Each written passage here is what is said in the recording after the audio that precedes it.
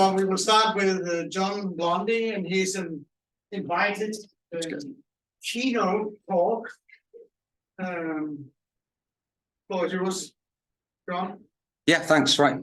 So, well, thank you for inviting me to give a talk. It's I like anything to do with Wager. He's a bit of a geological hero of mine. And I heard mention earlier of Keith Cox, who actually was also another bit of a hero. And a little known fact is that Keith Cox and Lawrence Wager went to the same school, which is actually the school I went to. So fancy that. And they didn't teach geology. We all three went to the same school in Leeds. It's called Leeds Grammar School. Okay, so this is Adamello that Wolf and I were talking about earlier. And I just like this picture because it's a window into the crust. So crustal differentiation in magmatic systems. So chemical differentiation involves turning mantle-derived basalts, for the most part, into more evolved rocks.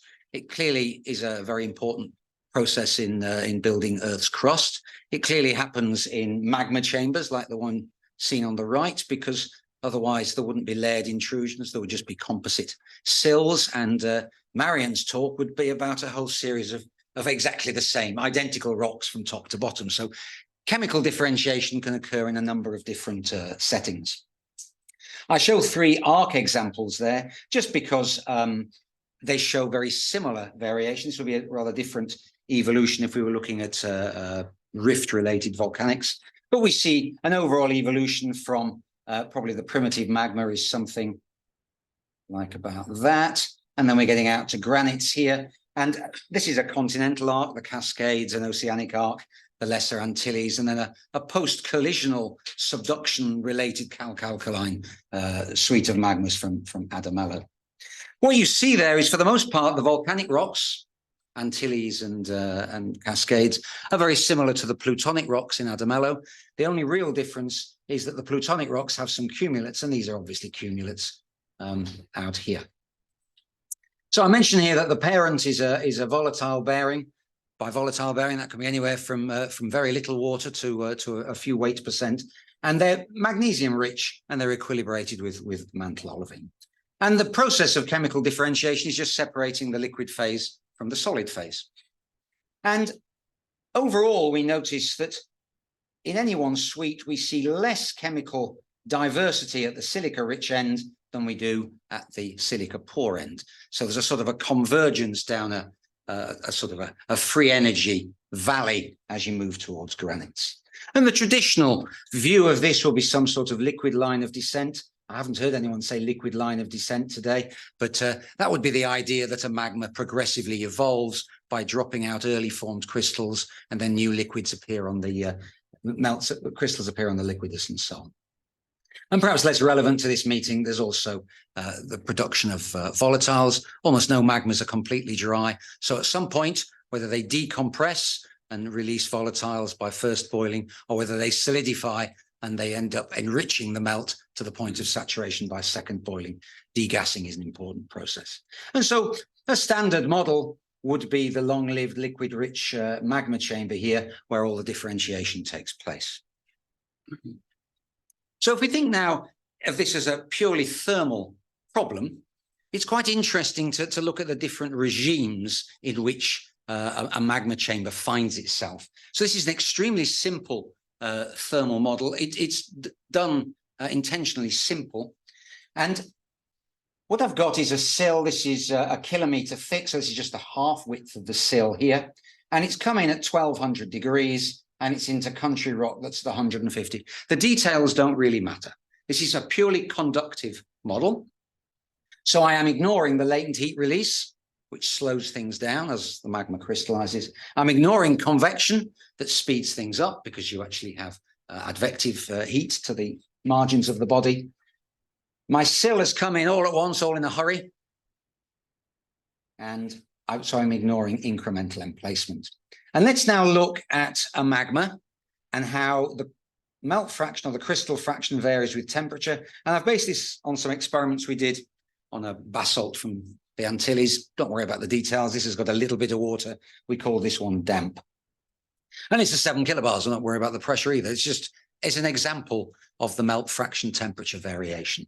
And so here's the liquidus. The solidus, of course, is actually the wet granite solidus, because that amount of water can't be accommodated in the hydrous minerals. So this thing is going to keep on retaining a melt phase, very wet, right down to about 650 degrees, depending on the pressure. And so this is the experimentally determined melt fraction variation. And we see from here to here, the melt fraction is 70% or more. So that's really a liquid-rich regime. We can imagine crystals settling or floating. We can imagine convection occurring. That's the magmatic phase. And the system looks a bit like this little cartoon up here. Once the red line passes 1100 degrees, we've now got less than 65, 70% melt, and those crystals can start to interact, and that's what we could call a mush. And at this end here, it would be like this diagram. It's a sort of a melt-rich mush, and out here, it would be a melt-poor mush. And then eventually, once we get to the solidus here, which is 670, I think in this case, we've reached the point where we have a fluid-bearing rock, where there's no intergranular melt phase, but there could be an intergranular fluid phase. It's unlikely to be pure water. It could be a brine. It could be some other volatiles present, dissolved in the water. There could be some CO2 even. So that's the overall transition between a liquid-dominated regime, a crystal-dominated regime, and a sort of a fluid saturated or fluid-bearing rock regime.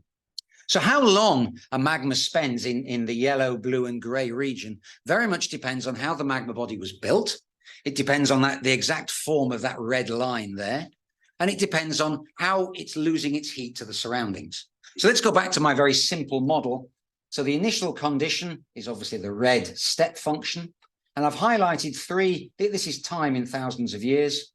And I've highlighted three isochrons, 50 years, 1,000 years, and 5,000 years.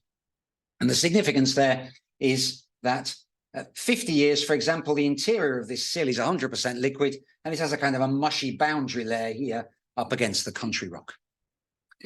After 1,000 years, the entire body, entire sill here, has dropped below 1100, so it's now a mush.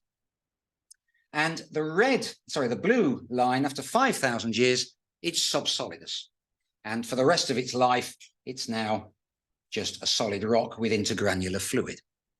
So any particular body can spend some time in each of those different regimes, and that will vary from body to body according to the specifics of the body growth. The question then is, does anything interesting happen when you're in the blue region or the grey region? And perhaps some people would say all the action's here and it's all over by the time you get to blue. And some people might say, no, it's all about the blue region, but it's all over when you get to the grey. But if you're a metamorphic petrologist, there's a lot happens in the grey region here as fluids move and transfer heat and matter through metamorphic rocks. And anyone who looked at a series of regionally metamorphosed rocks at 400 degrees and said, this is an isochemical sequence, they've only experienced pressure and temperature, would be wrong, obviously. So we have different regimes where stuff is happening. Here, the crystals can fall or float through a liquid. Here, we can get percolative reactive flow of melts through a crystal mush. And out here, we can have percolative reactive flow of fluids through a rock with some permeability. So what does the geophysics tell us? Well, geophysics can't go back to 2 gigayears, so one can view geophysics with the simple sort of axiom that the present is not the key to the past. The past looks completely different to anything we see on Earth today. So there's the past, and then there's the present. So there's geophysics, and then there's petrology. And that would be the last, say, 50 years. However, if we look at geophysics, geophysics has signally failed to find any large magma chambers. There's, of course, a resolution issue. Geophysical techniques are not sensitive to little sills. They're not sensitive to 100 or 500 meters of melt. So geophysics doesn't rule out such bodies, but it rules out very, very large bodies of several kilometers thickness. So this is one of the biggest crustal geophysical anomalies. This is the Bolivian Altiplano. Here's a volcano, Uturuncu. That's Uturuncu. Hasn't erupted for 250,000 years. And yet it's underlain by a shear wave anomaly, so reduced shear wave velocities, and a big electrical conductivity anomaly that's called the Altiplano Puna magma body. And that's a pretty big fella here. It's about half a million cubic kilometer region. And the melt fraction in there is maybe 10, 20 volume%. That would give it the shear wave slowing, and it would also give it the electrical conductivity. So that's an arc setting. What you see is that this body is connected to the surface, to volcanoes like Uturuncu and others, by these sort of conductive tendrils, which one would imagine were pathways for melt or fluids from this deep crustal region. If you don't like arcs and you're more interested in plume-related continental magmatism, this would be a similar image for the Yellowstone Snake River Plain. Obviously, a very large caldera volcano up here, Yellowstone, and this is an image based on seismic wave speeds, and this is a joint inversion, well, sort of a combined inversion using gravity and conductivity. And again, this conductive body is a low density body, is a reduced wave speed body, and the interpretation is that you have down to the Moho a region that's broadly basaltic in composition, or basaltic partial melt in a more refractory matrix, about 5% melt here and about 19% in an upper rhyolitic body. And the system extends from almost the surface down to the Moho, which is why we call these transcrustal magmatic systems. So now let's imagine what a transcrustal magmatic system might look like from that thermal perspective, that growth of the system over some period of time. So Katerina Nen and Steve Sparks and I came up with something that described that in a purely static way. This is a purely thermal model, and this was quite a few years ago. Work with Matt Jackson, who's here, and Steve and I developed a dynamic hot zone model. And the real difference, they're both grown incrementally by putting basalt in to the bottom, and that arrives at some prescribed rate. But in Katerina's model, melt fraction and temperature are coupled. Where you're hot, you have more melt. Where you're cold, you have less melt. What Matt's models did was add an extra level of sophistication. They allowed the buoyant residual melt to percolate through the mush. So that's what made them dynamic. And it gave rise to some really rather interesting features. One was that the melt is migrating and reacting with the mush. That's those little squiggly pink lines. And it accumulates in lenses, the most prominent of which sits right at the top of the mush. And at some point, that accumulated melt layer, which is always more evolved than the basalt you put in, establishes a sufficient thickness that it can now rise through the rocks above. It can either develop a Rayleigh-Taylor instability, or it can actually fracture the rocks. And I don't know whether Catherine Booth, who's also here, is going to give a talk or anything at this conference. That's a shame. But she shows the conditions under which that melt lens has sufficient buoyancy to rupture the rocks above. So we can't just make something that is enormous without considering the mechanical implications. So the main findings of this project were that this is where chemical differentiation takes place, in those mushy regions imaged geophysically. The chemical differentiation occurs by percolative reactive flow. At some point, the melt achieves a sufficient thickness that it can launch upwards. And that is a process that can take it all the way up to the surface to eruption, or it can launch and get stuck somewhere else and form a pluton. And that yellow star there is the point at which the chemical identity of the magma was for the most part established. I'll come back to that in a minute.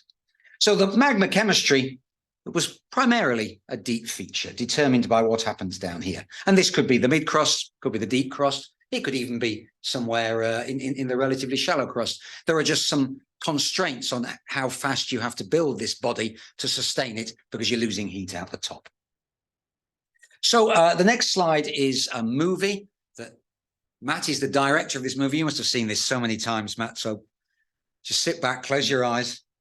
So here's a hot zone evolving. And what's happening is there's the left-hand panel here. This is the temperature. and it started out pretty cold, lying along a geotherm. And each of those little wiggles is a sill getting emplaced. And Matt has a clever scheme. They're mostly coming in near the top, but they're not always in the same place. And Matt will explain how he did that when we get to the question time. What that's doing is it's putting heat into the system. So that initially geotherm line that was, just had a monotonic slope is now getting bent up because of the heat that's been put in. And it's approaching the solidus. This panel here shows how much melt is around. And after each pulse, we go back to nothing because there's no sustained melt present. We're priming the system with heat. Now we've hit the solidus. Now we have an intergranular melt phase that is persists between sill injections. That is buoyant and it's making its way upwards. And here's the melt fraction.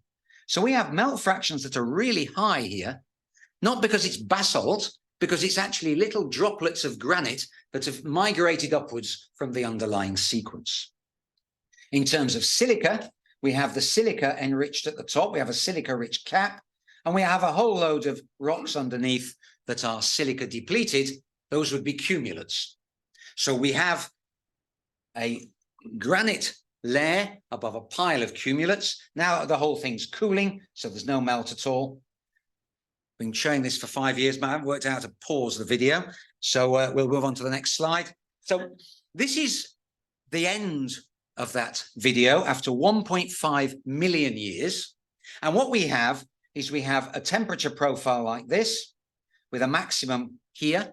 The system has stopped, so I've paused it. But all the melt is not at the hottest part, it's up at the top. Actually, this is where the contact with the country rock is. So we have granite. We have a few little melty lenses. They're not pure granite, but there's some interstitial melt here and here. And the rest of the column is melt depleted.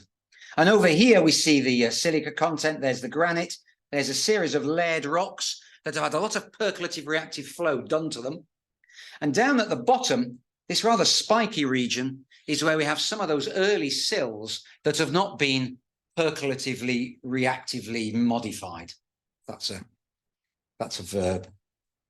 So we would imagine the crustal profile to be the country rock, a granite, a big old thick lens of layered rock, something that looks almost like the initial magma at the bottom. These would be sills that have almost preserved the original magma chemistry, the basalt, and then here's the floor. And in this case, the thickness of granite and the thickness of layered rocks is a ratio of 1 to 7. Matt can adjust the parameters. We can inject these at shallower level, deeper level. We can have a slightly different modality of growth, and we get slightly different ratios. But this is a persistent feature of all of these models.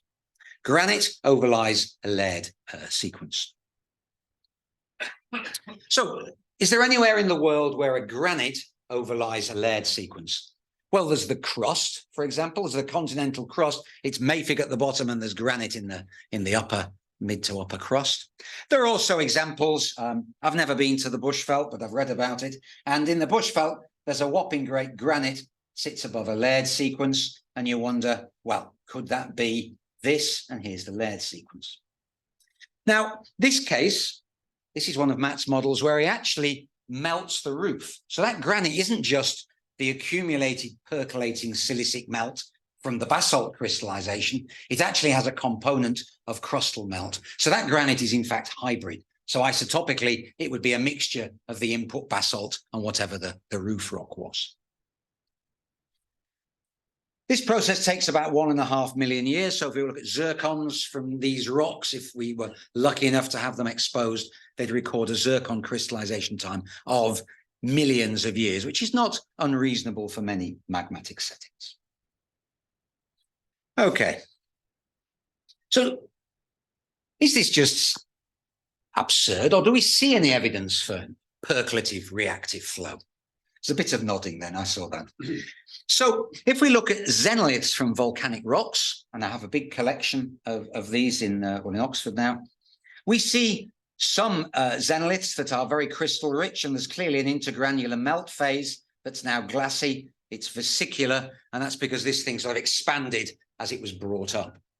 We see other rather, I hesitate to say compacted, Mariam, but there isn't much space in between the grains kind of rock. And this is an anorthosite, but there's an intergranular decoration of glass and a few minerals here. So this is a rather melt poor xenolith.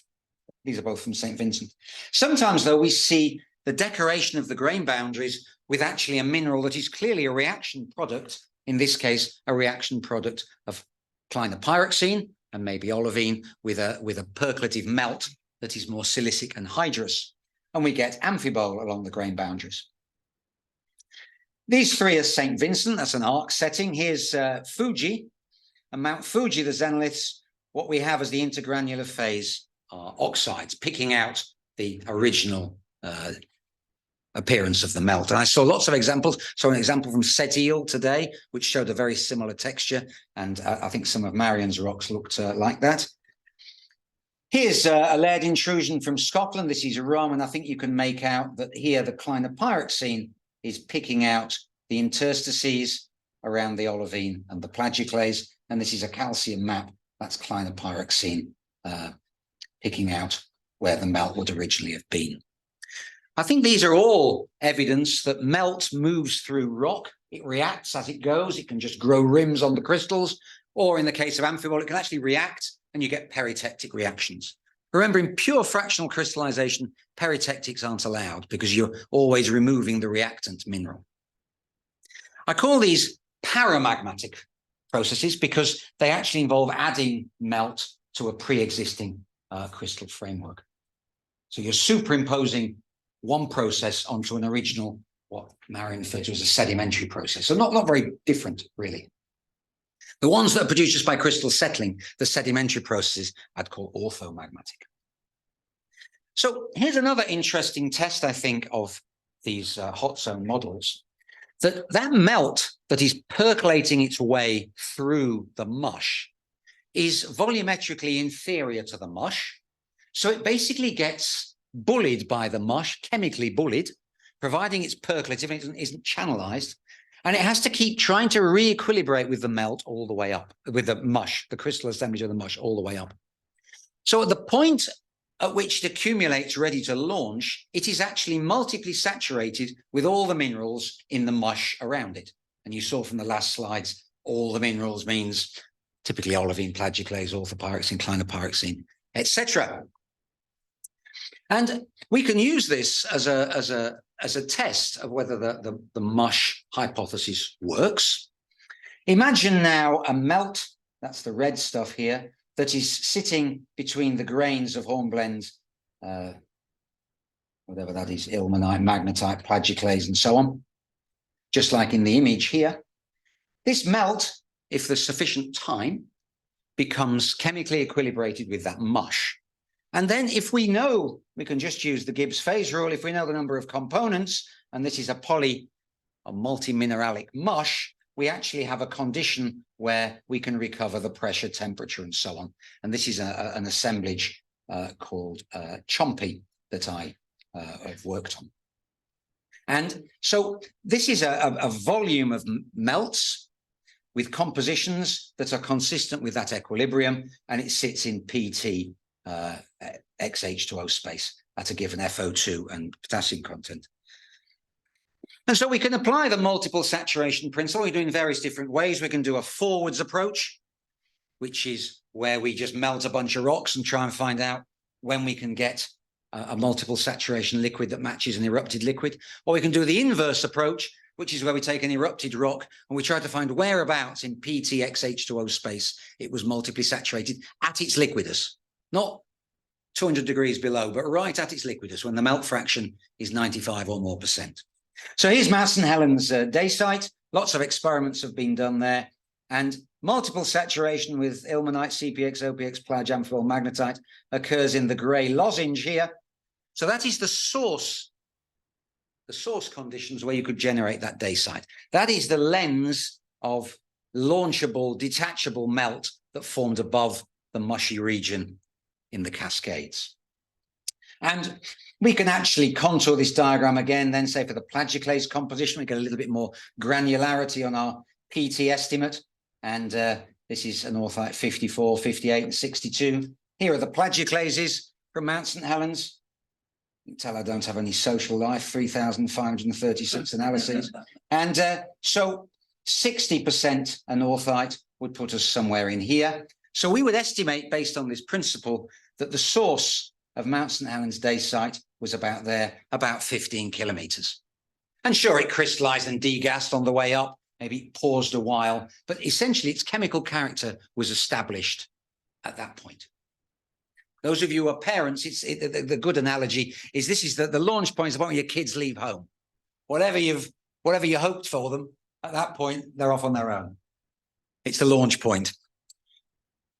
If we use that's the inverse, that's the inverse approach. If we use the forwards approach, we get roughly the same conditions. It's actually slightly better than that, because those of you, many of you look at thermodynamics, be very familiar with Gibbs phase rule. You think, well, magmatic rocks, it's quite complicated because we're in sort of 10 space. We have 10 oxides. But actually, we clearly don't. We don't have 10 independent components, because otherwise we'd have magmas with all sorts of exotic compositions, 70% alumina, 10% silica, and so on. Magmas, as we saw earlier, occupy a very limited range of compositions. And if you do a principal components analysis of all the rocks in georock, that's what this is here, you find that actually, just look at the bottom diagram, these are the different principal components. 4 components give you 90%, 96% of all of the chemical variation of igneous rocks. So in the Gibbs phase rule, C is not a rather untractable 10, it's about 4. And that means that multiple saturation can be achieved with a much smaller number of phases. So with Greg Weber, we developed a machine learning approach to this, where we recover temperature, water content, and pressure from any erupted magma, provided we're confident it was once a liquid. So not a cumulate rock, but a lava flow or a tephra, or even a granite that looks like it hasn't undergone much in situ change or no magma mixing. So if we apply that to Mount St. Helens, these are my multiple saturation points calculated using our machine learning approach. This is a pressure temperature space. These are the glasses. Don't worry too much about the glasses, they're just lower pressure. That's hardly a surprise. But the source depth, the launch point of Mount St. Helens dacite is down here. And that's 16 kilometers. 16 kilometers is in the region here where the seismic velocities are reduced. It's also the region here where there's an electrically conductive region. So here, for the modern time, we have the geophysics and the petrology agree that magmas form by percolative reactive flow in a mushy system. They accumulate as a lens, and then they launch upwards, and in Mount St. Helens, they erupt, or they could form plutons. There are earthquakes here. These are the earthquakes, and they go down to the source depth. So if you were monitoring a volcano, you want to worry when you've got earthquakes down here. When you've got earthquakes up here, it's probably a bit late for worrying. So let's go right down now to the final really cold bit where we're below the solidus and all that's percolating are fluids. I'm going to call this the deuteric realm, because these need not be external fluids. They could be just the fluids generated because you've solidified a magma that once contained water. Now that fluid is migrating through a big old pile of rock, and it's migrating in response to chemical potential gradients. Those chemical potential gradients could be the result of a temperature change from top to bottom, a pressure change, but also because the silica activity at the top could be different to the bottom. The redox could be different at the top to at the bottom. Now I've lost, this is Korzinski's classical paper, so a Russian thermodynamicist, Korzinski, can't remember his first name, David maybe. Any ideas? Sorry? Dimitri. It was a D. And so here's just a simple diagram. Here's chemical potential of oxygen, oxidized, less oxidized, silica, high silica activity, low silica activity. If we have a fluid moving components through a rock that is composed of plagioclase, we admit him? Yes. Plagioclase and olivine down here, and plagioclase and orthopyroxene here, So we have one rock here and one rock here. Chemical potential, the chemical potential gradient drives the precipitation of magnetite at the interface. So we would expect with these sorts of reactions, I'm using a fluid here, it could easily be a melt, to produce monomineralic layers. So infiltration metasomatism, as Korzynski called it, is really, really good at producing monomineralic layers over an enormous region, simply because of the chemical potential gradients that are an inevitable consequence of solidifying a big old pile of rock. And we need an agent to move that around. These are fluid inclusions, I think, from the Morensky reefs, a nice paper by Zitova. And lots of fluid inclusions, and they contain lots of iron and manganese and so on. So these are agents of chemical transport. And if we look in the field, I found this rock on my shelf. This is from Adamello, of course. Here's a marble. Here's a tonalite or a quartz diorite. And here are some monomineralic layers produced by infiltration metasomatism. You would have to be mad to say, no, these are cumulates at the contact. This is eclogite facies crystallization with precipitating diopside and then garnet, and there's the evolved melt. That isn't the way these rocks form. So one way of getting laterally persistent monomineralic horizons is to move fluids through a chemical potential gradient. Oh.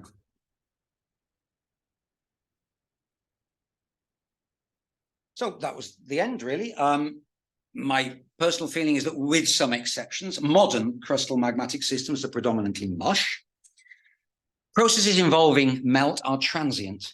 I think there's been some misinterpretation here. Matte sills are 100 meters thick. There's a lot of liquid-related stuff can go on in a 100-meter sill. And we might see all sorts of slurries and sedimentary processes. Those are inevitable in an incrementally grown body. They're just a small part of the overall evolution of that body.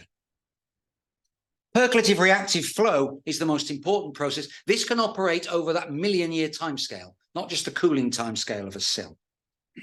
Melt compositions in this system typically are mineralogically buffered, so that at the point at which they accumulate and launch, they are multiply saturated. They're multiple saturation points. Of course, they don't have to launch and move. They can just accumulate and form a granite layer right at the top of the layered series. Or in the case of Mount St. Helens, they do seem to ascend. There are vertical gradients in melt and fluid chemistry and also in chemical potential. In this case, the magmas accumulate atop the hot zone where they can ascend to shallower depths and stall or erupt. This is an approach that aligns with geophysics. It doesn't pretend that geophysics doesn't exist. It says, well, let's see if we can find some common ground. There isn't really a liquid line of descent. There's a liquid line of ascent, which is the ascent of the percolative reacting fluid or melt or whatever with the surrounding mush.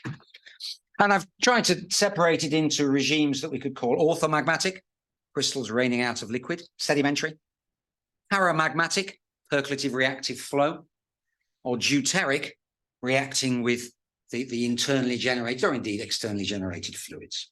And ultimately, how long you spend in each of these regimes, how much your rock knows about these different regimes depends on the thermal evolution of the system. And it's not to say that you can't be exclusively here. Amphibolite grade metamorphic rocks are kind of exclusively here. So most magmatic systems are somewhere in between. That's that.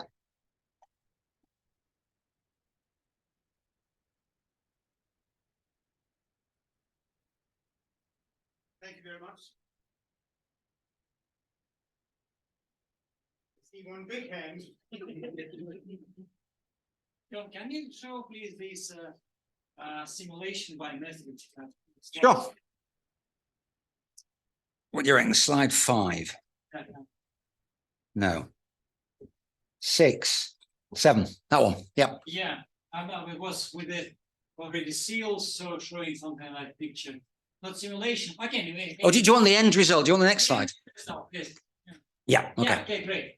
You know, if I were you and I would like really to convince that that is a story, then I would probably go to the place where that kind of story happens and apply the layer intrusion approach, go one sample for 5 meters or something, took a few kilometers, identified by chemistry various D, S shape, and blah, blah, blah seals, show maybe the boundary, and that will be absolutely convincing to me that that is the seals, that is the zone where the story happens like that. Is it possible to do this somewhere?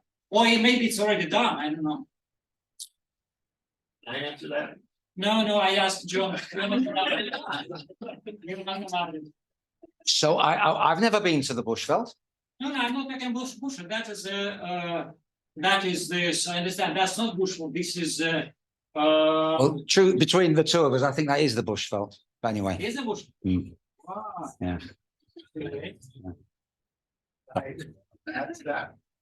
And I think Steve might be able to answer this. Isn't there a sill somewhere in your neck of the woods that has a granite pier top to it? Or am I kind of imagining that? It's not that common. Usually where you see a granite pier at top, you can make pretty good cases as a roof. It's amazing that it's melting. Okay. So do you think the granite here is a roof I'll melt? say it was this. Is that a roof melt? In the Bushveld? Well, that was So is that a roof question melt? I was going to ask. Yeah, but you have one question first. In Setil, there is a classic end to the accumulated biodifferentiation, so perhaps that may be a way to test your things. Because we know it's related, so and demonstrated that there is truth of the right of AFI towards the classic works of the top. And we showed exactly the same with that. So Okay. maybe- Yeah, so I think we saw some wonderful pegmatites earlier. So Wolf was showing some pegmatites. So they could be granites, they could be volatile, rich, sort of more mafic melts. I think there are lots of places that that one could look. Steve. Okay, where to start? Start with this one. What you're implying is that you're generating, correct me if I'm making the wrong assumption, that you're generating large amounts of felsic by this kind of infiltration, sort of buffered reaction processes. Well, large is a very relative term. There's 500 meters there.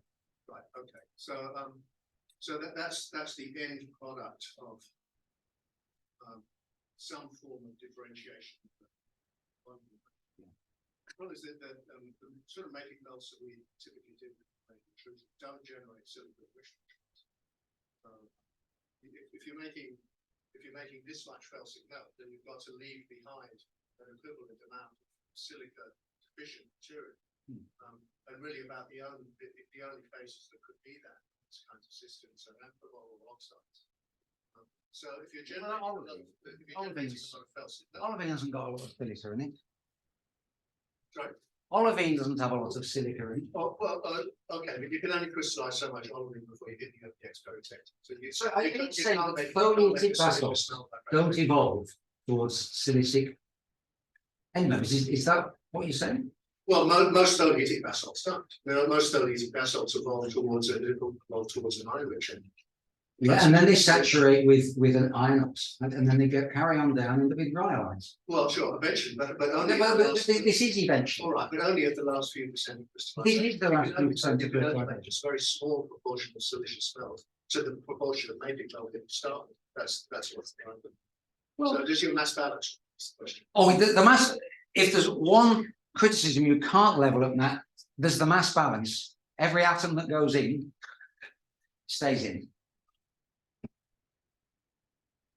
So that whole column adds up to your original basalt. Oh, Marion. you can say lots of things about these models, but yes, the whole column adds up to what you put in. We check for that all the time Yeah. through the simulation, so we have to observe mass all the way. So the major, so the major phase that you're taking out in order to generate that silicon enrichment is olivine. Well, this is a generic phase relation. So we don't actually do a free energy minimization at every node. So what we do is we have a description of the phase relations that's based on experiments where there is a solid that has some composition. But yes, the solid has less silica than the melt. We don't actually calculate all the different assemblages because that would be very time consuming. But yes, we're precipitating a solid that has less silica than the melt. I mean, I could show you the plot, but yes, I mean, it's in the paper. So the melt, well, actually, you can see what it is. Look. There. The melt that comes in has about 51% silica. And the residue, when you take all the melt out, is about 50. There's not much movement there. I think we can see the melt come in. It's about, so there's about 1 or 2% difference between the melt and the solid residue.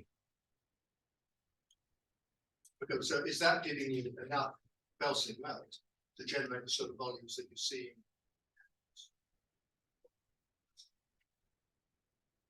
That gives you enough silica wherever you want to go. So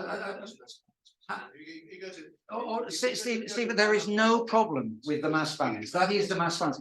What you could say is where, you know, you could say, well, that isn't the right TF plot for my magma. And sure, that's one for a particular magma. But all magmas that contain water, and actually Marion pointed out an exception, so with that caveat, they end up at the water saturated granite solids. If they don't undergo liquid immiscibility, that is obviously an extra complexity, but the silicic end will reach the wet granite solids. Marion.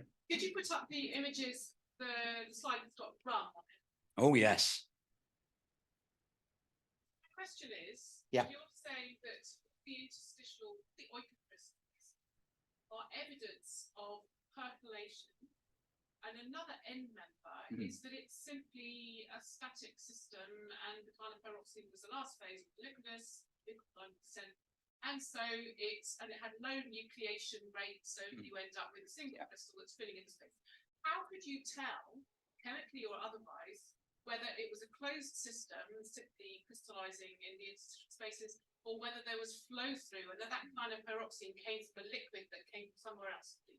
How do you tell those two things apart? First is the bulk composition of the rock.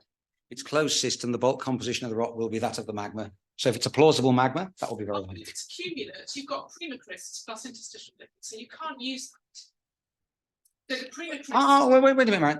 If you've got a cumulate and you've lost the melt, it's flowed out, hasn't it? So it is automatically modified by flow. So yeah, but what you're saying, as far as I understood, is that in that middle picture there, the pyroxene wasn't part of the interstitial liquid in this crystal accumulation on the floor of the magma chamber. It had come from deeper in the mush and moved through. How can you tell those two scenarios apart? well, so I'm not allowed to use the bulk composition of the rock. No, I don't think you can, because Okay. we're dealing with a crystal accumulation of primocrysts plus interstitial liquid. So is the interstitial liquid, does it belong at that moment of accumulation, or was it added later from somewhere else? Well, to answer that question, then I would look at the boundary between the interstitial liquid and the crystals. There isn't really probably isn't a peritectic in that system. If I'm over here, I don't think, I know you're not asking me about this one, but I think we'd agree that the CPX here has clearly reacted and dissolved and enabled the precipitation of the amphibole. That isn't the original CPX outline. Oh, okay. Yeah. Here, more difficult. So we would both agree that melt has left the system, wouldn't we? Or do you think that crystallizes a closed system and that is now the bulk composition? It just traveled down towards the solidus? Well, that is one possibility. I don't want to say that that happened there, but it is a logically plausible possibility. I don't think it's logically plausible because all the residual trace elements will have left. I bet if you analyze that rock, it doesn't have the incompatible trace element signature of the of the tertiary basalt that built the rum intrusion. No, but I guess what you're saying, that these are cumulative rocks, they have accumulated crystals. But I guess you're saying they represent slow, because by dumping the crystal, the you know. remove the Absolutely. liquids. Yeah, but I thought you were, I mean, Christian is articulating this one end member that I'm talking about. You dump your crystals, you've got interstitial liquid. Does it just crystallize there, you know, as it is? Or I thought you were suggesting was that some of that kind of peroxide has come from down here and it's come. How would you tell those two things apart? In the case of rum, I'd have to use the trace elements. I'd have to look at things like the strontium isotopes. It'd be more difficult. In the case where there's a clear peritectic, I'd look at the textual Yeah, I reactions. think it's much easier, but I'm very nervous about saying that with rum, unless you've got a clear pathway forwards to test that hypothesis. Well, You could do it if you were expecting that to be cotectic and some of the black mineral there is too abundant. this black mineral, Yeah, but that's just that's olivine. I mean, it's a good question. I mean, what I noticed is there's always a discontinuity between, and you saw it it's clear in your picture. There's the plagioclase core in your element map, and then the rim is quite abrupt. If it was just in situ crystallization, particularly for plagioclase, I'd imagine it went from AN 80 to 75 to 70 and so on. What you often see, and you can see it here in this calcium map, you see the quite abrupt, where's a good one? Here, there's a good one, look. There's a core, and then there's a real abrupt change. Yeah. One might look at the diffusive movement. Someone asked about iron and magnesium. Well, you can look at the diffusion across there. But Olivier Nemur did an absolutely beautiful study of exactly that, where you've got your core, and then you've got normal zoning, and then it goes to a compositionally buffered rim. And that's just because of thermal buffering, because of latent heat release. He did a beautiful study on it, using scale. Well, thermal buffering due to latent heat release increases the temperature locally, right? No, it keeps it the same. Okay, increases the heat content locally. I'll ever stop. Maybe it's time to move to the next question. There are a few hands up there. Oh, question. I can move next talk. Okay.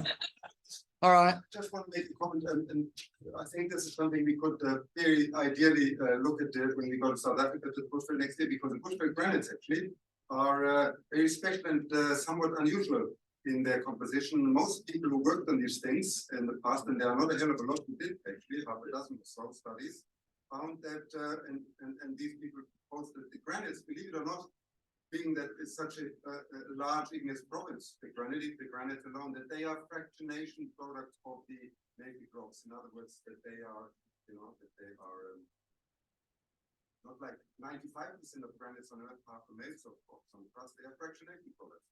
And part of the reason they say that the isotopes, the neodymium isotopes, for example, are exactly the same as the neodymium isotopes of the native rocks. Well, that's what struck me actually. Not only the age, I thought this was the isotopic plot. The strontium isotopes are pretty similar as well.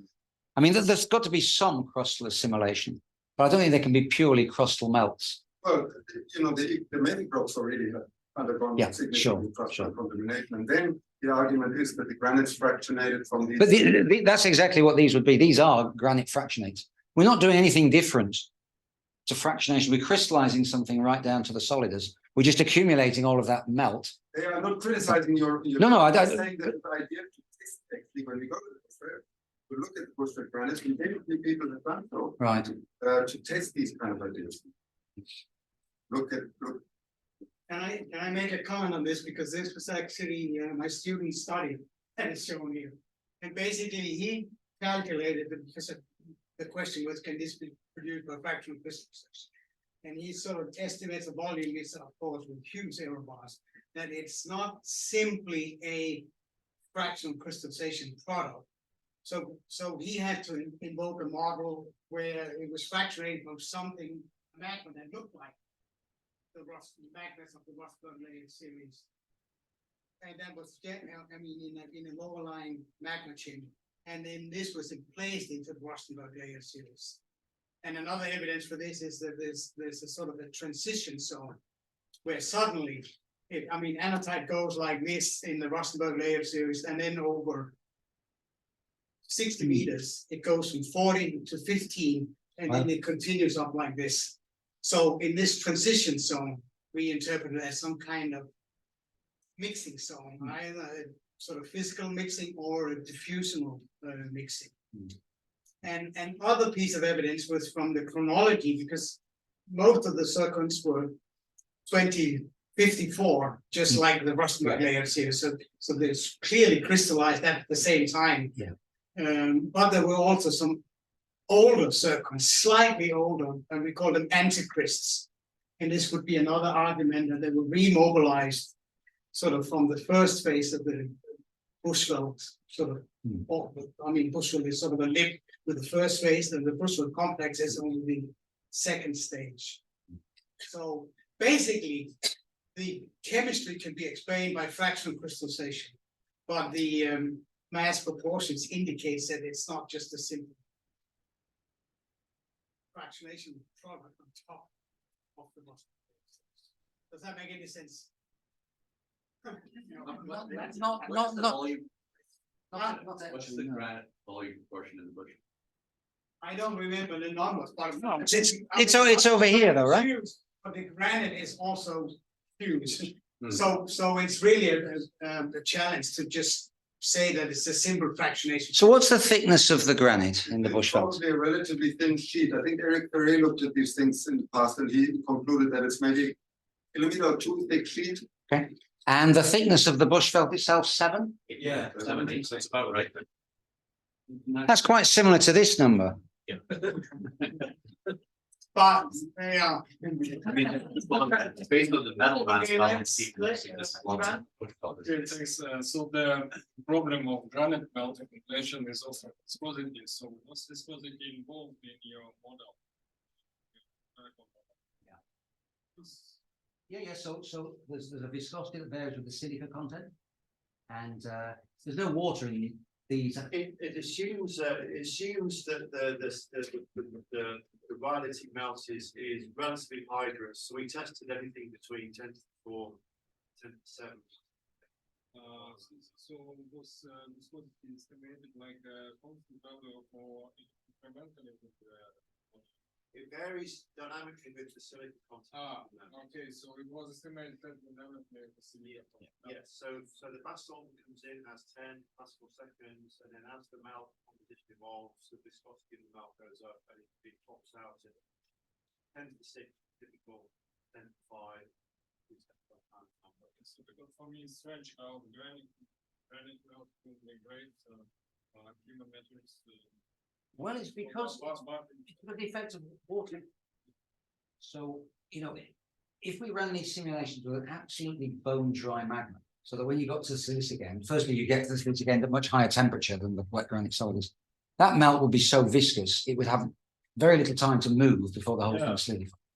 But systems that contain water, I've no idea what the Bushveld water content is, but it's not 0, is it? Yeah. So that means that when you get down to the last gasp of crystallization, and it's quite shallow, that melt will be close to water saturation, and it will have quite a low viscosity.